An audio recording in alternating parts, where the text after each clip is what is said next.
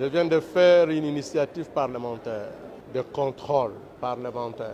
Je viens d'adresser une question écrite à 3 membres du gouvernement, à savoir Madame la ministre d'État, ministre de portefeuille, Madame la ministre des Mines et Monsieur le ministre des Finances de la République démocratique du Congo au sujet de la signature par les 3 membres du gouvernement d'un accord de joint venture avec la société Primera.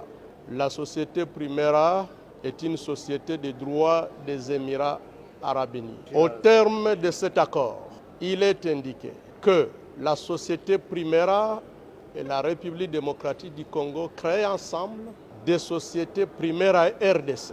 2 sociétés Primera RDC.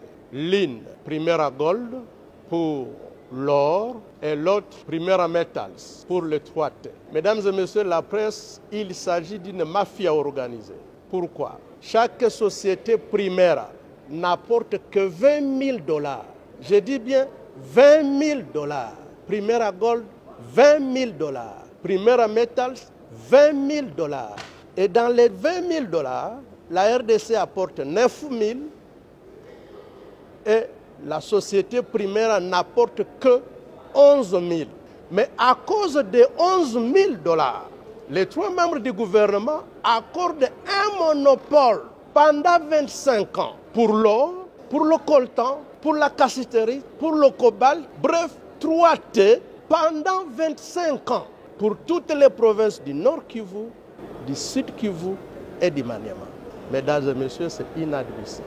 Maintenant, en termes d'obligations, la République démocratique du Congo s'engage à engager la société Sakima, qui est propriétaire de tous ces gisements, à signer un accord avec la société Primera pour 25 ans, en sorte que, à raison de seulement 11 000 $, Primera soit la seule société à pouvoir commercialiser l'or congolais, soit la seule société à pouvoir commercialiser le coltan, le cobalt, la cassiterite pendant 25 ans.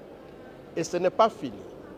On accorde à la société Primera un régime fiscal privilégié, plusieurs exonérations inédites, et là où elle doit payer au taux de réduction scandaleuse. Rien que pour le coltan, les sociétés congolaises et entités de traitement congolaises payent 12% de la valeur de chaque marchandise, du moins de la cargaison des minéraux, à l'exportation. Là où les sociétés congolaises payent 12%, Primera ne payera que 3,5%. Nous avons calculé uniquement pour le coltan, le Trésor congolais paye 80% de ses revenus. Au cours d'un mois, à voir le flux, nous perdrons 500 millions de $ chaque mois pour les 3 provinces et pendant 25 ans. Nous avons donc dit que c'était inadmissible. Nous avons posé la question aux membres du gouvernement concerné parce que, comme vous le savez, le régime conventionnel a été abrogé par le nouveau code minier.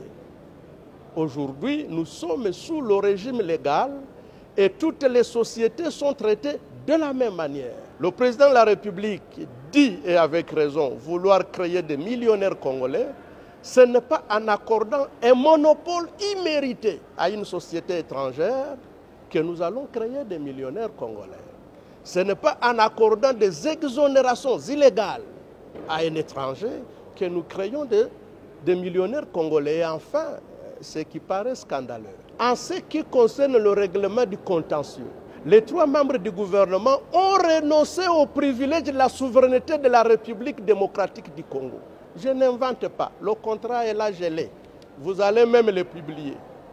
En ce qui concerne le contentieux, les 3 membres du gouvernement mettent à égalité la RDC avec une société privée en disant que, en ce qui concerne le contentieux ou l'exécution des décisions arbitrales ou judiciaires nées de cette convention signée, la République démocratique du Congo n'invoquera pas son droit à la souveraineté, ni des immunités y attachées. Ce qui revient à dire qu'en exécution d'un jugement produit par Primera, nous pouvons nous retrouver avec le palais du peuple saisi. les comptes du trésor public saisis. Le palais de la nation, des immeubles, les symboles de souveraineté ne sont pas protégés. Disons que ce n'est pas normal.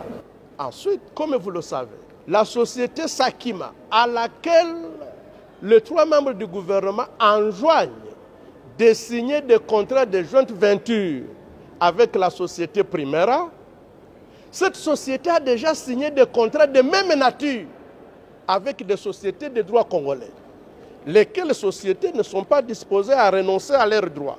Ils viennent de faire des déclarations. Il s'agit de la société Amir SARL, CDMC SARL, Stone Mining Company